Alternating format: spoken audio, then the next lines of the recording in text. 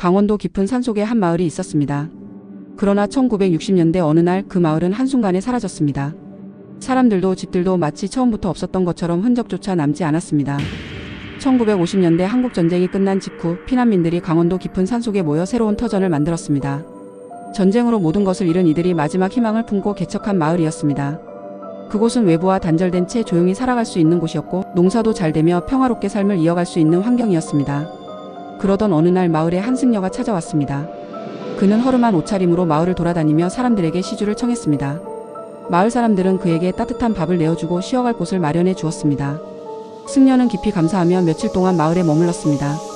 그런데 시간이 지나면서 그는 점점 말수가 줄어들었고 얼굴에는 불안한 기색이 역력했습니다. 마침내 그는 마을 이장을 찾아가 말했습니다. 이곳은 사람이 살아서는 안 되는 곳입니다. 오래전부터 봉인된 악기들이 이곳에 잠들어 있습니다. 하지만 이제 봉인이 약해졌고 곧 깨어나게 될 것입니다. 그들이 깨어나면 마을은 한순간에 사라지고 모든 사람이 죽을 것입니다. 이장의 얼굴이 굳었습니다. 마을 사람들에게 이 소식을 전하자 일부는 두려워하며 떠날 것을 주장했습니다. 하지만 쉽게 떠날 수도 없었습니다. 전쟁을 피해온 끝에 어렵게 정착한 터전이었기에 다시 떠나야 한다는 것은 받아들이기 어려운 일이었죠. 승려는 고민하는 사람들에게 한 가지 방법을 제안했습니다. 악기가 깨어나는 밤이 올 것입니다. 그날이 오기 전에 마을을 지키기 위한 의식을 치러야 합니다. 마을 한가운데 당산나무가 있지요.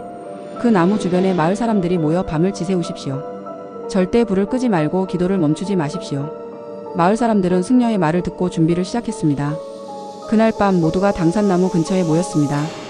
횃불을 밝히고 장정들은 나무 주위를 둘러싸며 밤새 기도를 이어갔습니다. 아이들은 부모 곁에서 몸을 움츠렸고 어른들은 불안한 마음을 감추려 애썼습니다. 그런데 갑자기 바람이 거세게 불며 횃불이 흔들리기 시작했습니다. 멀리서 이상한 소리가 들려왔습니다. 산 너머에서 들리는 정체불명의 울음소리. 이장은 두려움에 떨며 승려를 찾았지만 그는 어디에도 보이지 않았습니다. 마치 처음부터 존재하지 않았던 것처럼 사라져버린 것이었습니다. 다음날 아침 마을은 사라졌습니다.